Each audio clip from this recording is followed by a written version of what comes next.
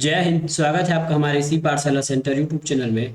आज हम करने वाले हैं महिला पर्यवेक्षक की तैयारी। महिला पर्यवेक्षक जो हाल ही में छत्तीसगढ़ में नोटिफिकेशन जारी किया गया है, इसमें टोटल 440 पद है, जिसमें से 220 पद है वो खुला भर्ती है, जिसमें कोई भी अप्लाई कर सकता है। और 220 पद है जिसमें जो आंगनबाड़ी कार्यकर्ता हैं वही लोग उसमें अप्लाई कर सकते हैं।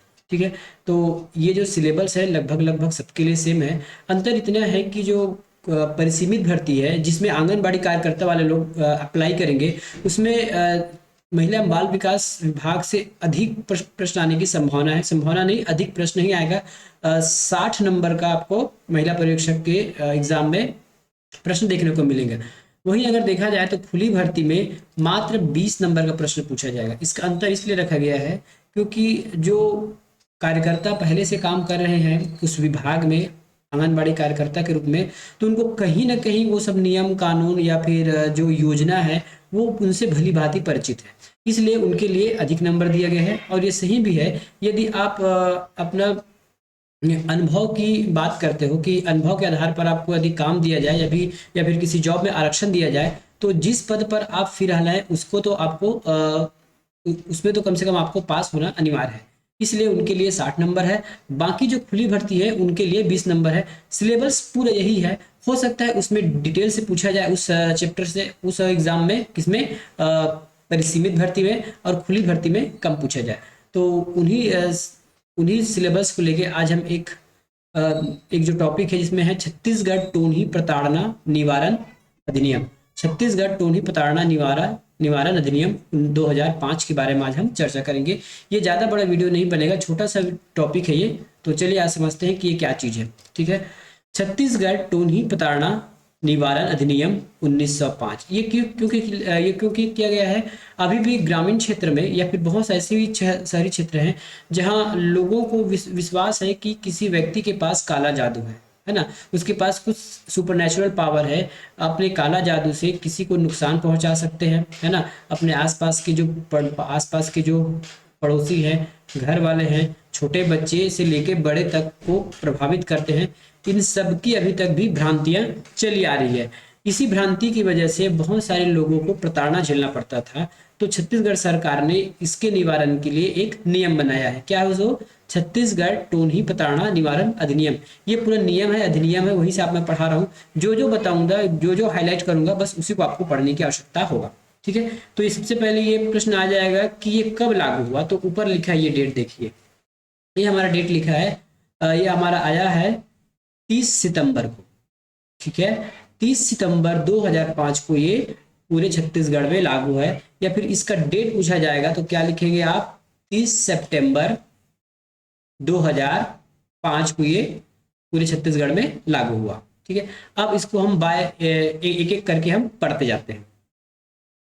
संक्षिप्त नाम और विस्तार। किसी भी अधिनियम का सबसे संक्षिप्त नाम और विस्तार उसका जो धारा नंबर 1 है वो बताता है हमको कि उस अधिनियम का नाम क्या है और उसका विस्तार कहाँ पर है। तो सबसे पहले इस धारा को पढ़िए। इस अधिनियम को हम छत्तीसगढ़ टोही प्रताड़ना निवारण अधिनियम 2005 कहेंगे। ठीक है, इसका विस्तार संपूर्ण छत्तीसगढ़ में होगा।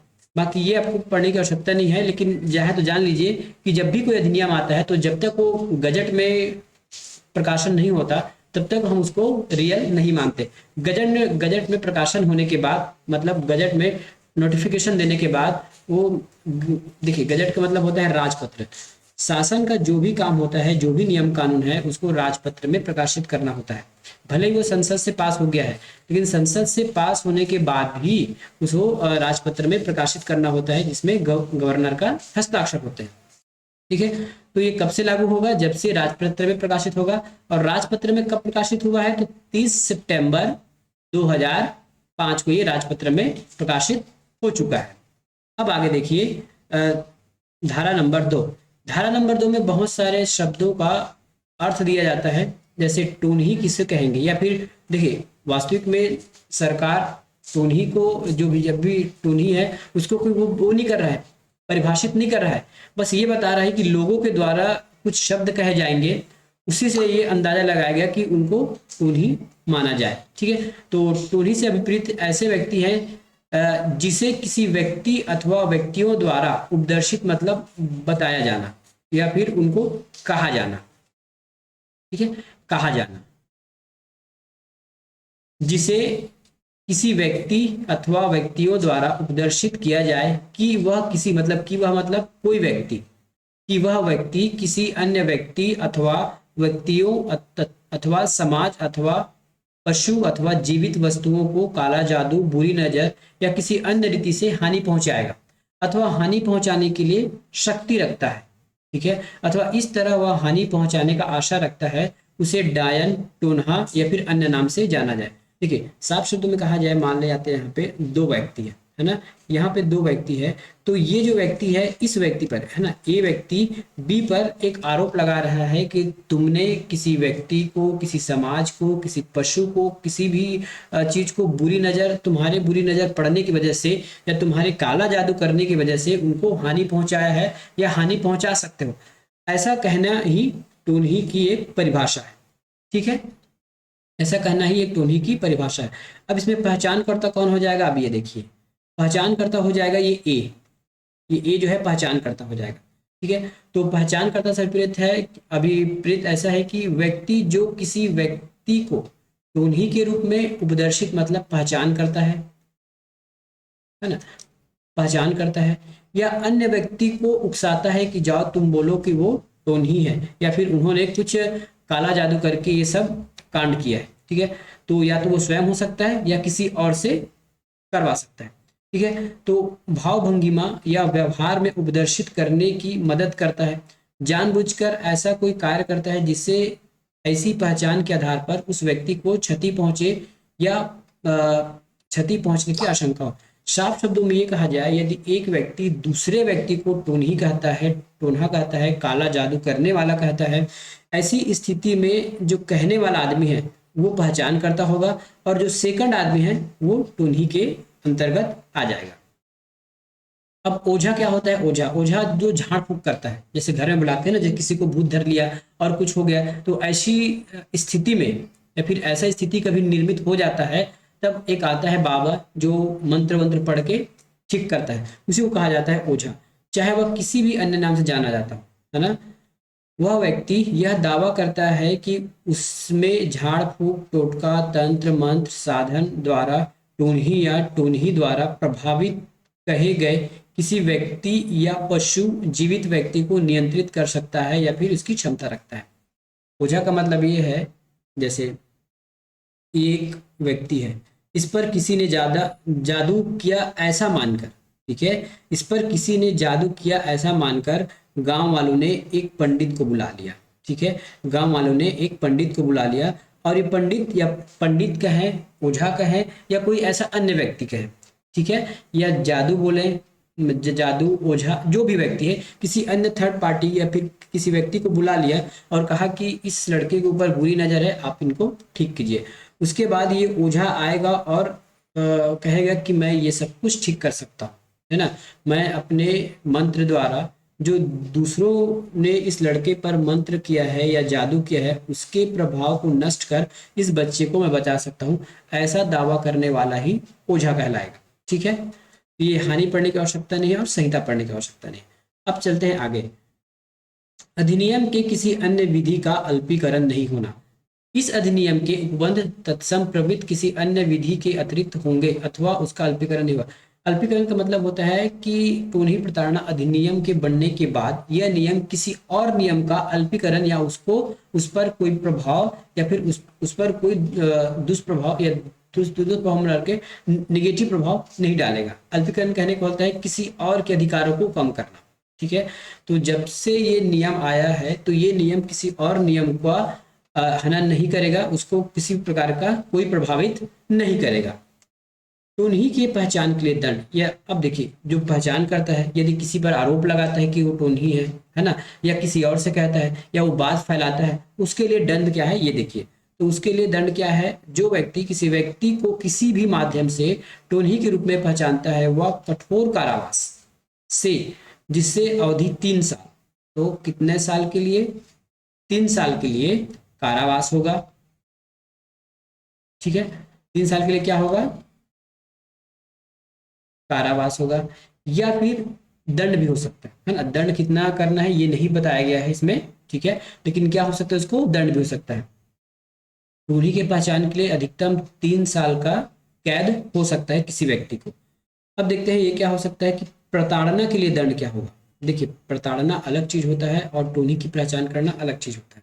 ठीक है, यदि टोनी की पहचान करता है कोई, है ना, और ये मामला यदि कोर्ट में चला जाता है, पुलिस थाने में चला जाता है, तो उस व्यक्ति को 3 साल की सजा होगी। लेकिन ऐसे बहुत सारे लोग हैं जो स्पष्ट रूप से तो नहीं बोलते कि वो टोनी है, लेकिन उसको बार बार किसी न किसी रूप में उसको प्रताड़ित करते हैं। ठीक है, बार बार कहीं ना कहीं और किसी न किसी रूप से उसको प्रताड़ित करते हैं। उसके लिए क्या दंड है ये देखिए, अब पढ़ लीजिए इसको। जो कोई स्वयं या अन्य किसी व्यक्ति द्वारा टूनही के रूप में पहचान किए गए व्यक्ति को शारीरिक या मानसिक रूप से प्रताड़ना करता है। क्या कहा गया है, जो कोई स्वयं या किसी अन्य व्यक्ति द्वारा टूनही के रूप में पहचान किए गए व्यक्ति को, देखिए ये वाला कौन सा था, टूनही के लिए पहचान, वैसा व्यक्ति जो उस पर आरोप लगा दिया। देखिए यहाँ पे 3 व्यक्ति हैं, ये ए, बी और ये सी। ये ए, बी और ये सी। इस ए ने इस पर आरोप लगाया कि तुम टोनी हो, है ना। उसके लिए इसे दंड मिल गया 3 साल। 3 साल का ये दंड भोग लिया। उसके बाद ये थर्ड पार्टी है, कोई और व्यक्ति जो बार बार इसे क्या कर रहा है, खरी खोटी सुना रहा है कि उसने तो तुमको टोनी कहा था, तुम ऐसे हो वैसे हो, है ना। तो ये जो है उनको बार बार उनको सुनाने वाला है। ठीक है, ये बार बार उनको सुनाने वाला। देखिए इन्होंने पहचान तो नहीं किया था, लेकिन पहचान माना हुआ माना जानकर, या फिर वो टोनी है ऐसा मानकर बार बार उसे कुछ अपशब्द बोलते हैं, उसे शारीरिक या मानसिक रूप से कुछ हानि पहुंचाता है, उसके लिए दंड है ये। ठीक है, तो वही लिखा गया है, जो कोई स्वयं या अन्य किसी व्यक्ति द्वारा टोनी के रूप में पहचान किए गए व्यक्ति को शारीरिक या मानसिक रूप से प्रताड़ित करता है या नुकसान पहुंचाता है, वह कठोर कारावास से, ठीक है, तो ये कितना होगा, 5 वर्ष तक। ये इसका तो और लंबा लगेगा। ठीक है, इसको 5 वर्ष तक कारावास भोगना होगा। ठीक है, और साथ में दंड भी जो जज का है। अब देखते हैं अभिकथित उपचार के लिए दंड। अभिकथित उपचार क्या होगा, जो कोई टूनही के रूप में पहचान किए गए या टूनही द्वारा कथित प्रभावित व्यक्ति, पशु या जीवित वस्तु पर ओझा के रूप में झाड़ फूंक, टोटका, तंत्र मंत्र के उपयोग या अन्य कार्य, उपचार या नियंत्रण के दावे के अंतर्गत आता है। ठीक है, वह कठोर कारावास से जिसकी अवधि 5 वर्ष तक होगी जुर्माना हो सकता है।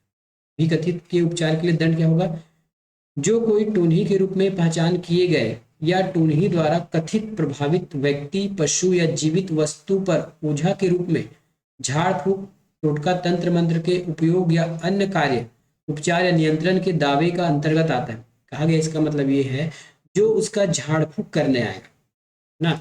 यदि किसी को ऐसा लगता है कि उसे काला जादू हुआ है और उस काला जादू को खत्म करने के लिए कोई ओझा बुलाता है और वो ओझा अनावश्यक किसी को प्रताड़ित करता है, तो उसके लिए है 5 साल का उम्र कैद। या एक मान लीजिए कि ये ओझा के लिए है, ठीक है, ये ओझा को कितने साल का दंड होगा, 5 साल का। क्यों, क्योंकि उसी ने कहा था कि इसके तंत्र मंत्र को मैं अपने तंत्र मंत्र से खत्म कर दूंगा, इसीलिए उस ओझा को 5 साल का दंड होगा। आगे आप देखिए, टोनही होने का दावा करने, देखिए बहुत सारा है टोनही होने का दावा करने के लिए दंड। ऐसा कोई व्यक्ति जो दावा करता है कि सामने वाला टोनही है, उसके लिए भी दंड है, तो इसके लिए मात्र 1 साल है।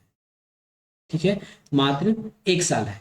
अब देखिए क्या है, तो जो कोई दावा करता है कि वह काला जादू, बुरी नजर या किसी अन्य रीति से किसी व्यक्ति, पशु अथवा जीवित वस्तु को क्षति पहुंचाने की शक्ति रखता है, ऐसा प्रचारित करता है और लोक प्रशासन में लोक प्रशांति एवं परिशांति भंग करता है, मतलब जबरदस्ती का उसका नाम खराब करने वाला, ये ऐसा लिख लीजिए, नाम खराब करने वाला,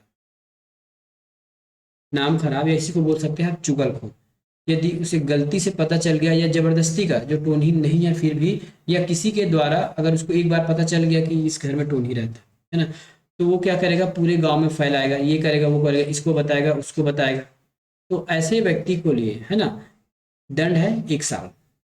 अगला है अपराधित कारित करने के लिए दंड। जो कोई इस अधिनियम के अधीन दंडनीय कोई अपराध कारित करने का प्रयास करेगा, ऐसे अपराध कारित करने के कारण ऐसे प्रयास अपराध की, देखिए इन सबको याद करने के बजाय बस लिखिए कि ऐसा जो अपराध करता है ना, किसी को प्रताड़ित करता है या जो है उसके लिए दंड है ये, ठीक है। तो इसमें तो दंड कितना है ये नहीं बताया गया, तो इस पार्ट को आप छोड़ दीजिए, इसमें से क्वेश्चन आपका नहीं आएगा।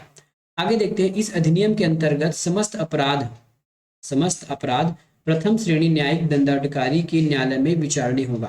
कहने का मतलब इतने इसमें जो भी प्रकरण होगा टोन्ही कहने वाला ओझा के लिए या किसी को प्रताड़ित करने के लिए, उन सब की सुनवाई कौन करेगा, तो प्रथम श्रेणी के न्यायिक दंडाधिकारी न्यायालय में, ठीक है। प्रथम श्रेणी के न्यायिक दंडाधिकारी न्यायालय में इसको विचारण करेगा, उसकी सुनवाई करेगा। अब ऐसा कोई अपराध करता है, वो अपराध असंज्ञेय होता है और अजमानती होता है, ठीक है। असंज्ञेय और अजमानती होता है। इस अधिनियम के अधीन दंडनीय समस्त अपराध संज्ञेय होगा और अजमानती, इसकी कोई जमानत नहीं होगी, बिना किसी नियम कानून या फिर ठोस सबूत के उसको जमानत नहीं मिले जाएगा, ठीक है। इस अधिनियम के अधीन किसी दंडनीय अपराध का अभियुक्त व्यक्ति जमानत पर अथवा अपने स्वयं के बंधन पत्र पर तब तक नहीं छोड़ा जाएगा तब तक कि लोक अभियोजक को ऐसी रिहाई के आवेदन का विरोध करने का अवसर नहीं दिया जाता है। यदि किसी व्यक्ति को पकड़ के लाया गया है कि है ना, वो अपराध किया कि किसी को टोन्ही बोला, ये बोला, ठीक है, अपराध करने के बाद वो जेल में चला गया, जेल में जाने के बाद वो जमानत पर छूटना चाहता है, तो जो अभियोजक है जमानत पर उसने छोड़ने से पहले, ठीक है, जो आवेदन किया था, है ना, जो आवेदन किया था कि इसने मुझे टोन्ही या टोन्हा कहा है, उससे जब तक सलाह मशवरा नहीं होगा, उससे जब तक उनकी पक्ष की बात नहीं सुन ली जाएगी, तब तक उनको रिहाई नहीं दिया जाएगा, फिर उसको जमानत पर नहीं छोड़ा जाएगा, ठीक है। और ऐसा कोई व्यक्ति जो है, मान लेते हैं कोई व्यक्ति है जो 18 वर्ष से कम आयु का है, यदि वो कारावास में आता है तो उसके लिए छूट है, उसको दंड नहीं दिया जाएगा, है ना। वैसे व्यक्ति जैसे कोई एक छोटा बालक 18 वर्ष से कम है, किसी व्यक्ति को बोल देता है कि तुम टोन्ही हो, तुम तो टोन्हा हो, तो इस पर कोई नियम कानून लागू नहीं होगा, ठीक है, इस पर कोई नियम कानून लागू नहीं होगा, मतलब उसके लिए छूट है। छूट कहने का मतलब उसको उसके किए गए कार्य को अपराध में गिनती नहीं किया जाता है, ठीक है। ये हमको पढ़ने की आवश्यकता नहीं है। देखिए ये है आपका नेक्स्ट, जब कोई न्यायालय जुर्माने का दंड अध्यारोपित करता है तब न्यायालय निर्णय पारित करते हुए, है ना, वसूल किए गए दंड का जुर्माना पूरे या आंशिक पीड़िता को मुआवजे के रूप में भुगतान करने का आदेश दे सकता है, ठीक है। यदि कोई व्यक्ति मानहानि का केस दायर कर दिया कि इन्होंने मुझे टोन्ही कहा था या टोन्हा कहा था, उसके लिए जो न्यायालय है उनसे सामने वाले जो आरोपी है उनसे कुछ पैसा वसूल करेगा। अब उस पैसे को पूरा पूरा पीड़ित को देना है कि आंशिक रूप से देना है, ये फिक्स कौन करेगा, तो ये करेगा हमारा न्यायाधीश जो उसकी सुनवाई कर रहा है, ठीक है। अगला है इस अधिनियम अथवा यहाँ पे देखिए क्षेत्राधिकार का वर्जन। इस अधिनियम अथवा इसके अंतर्गत बनाए गए किसी नियम के अधीन किसी अधिकारी या प्राधिकारी द्वारा दिए गए किसी निर्णय को, है ना, उसके विरुद्ध आप सिविल न्यायालय नहीं जा सकते या फिर सिविल न्यायालय इन प्रकरणों को ग्रहण नहीं करेगा। क्या कहा, फिर सुनिए, इस अधिनियम अथवा इसके अंतर्गत बनाए गए किसी नियम के अधीन किसी अधिकारी या प्राधिकारी द्वारा दिए गए किसी निर्णय के विरुद्ध सिविल न्यायालय नहीं जा सकता या फिर सिविल न्यायालय उसके आवेदन को ग्रहण नहीं करेगा, ठीक है। तो ये था हमारा आज का टोन्ही प्रताड़ना अधिनियम। आशा है कि आपको ये वीडियो पसंद आया होगा। मिलेंगे नेक्स्ट वीडियो में, तब तक के लिए धन्यवाद।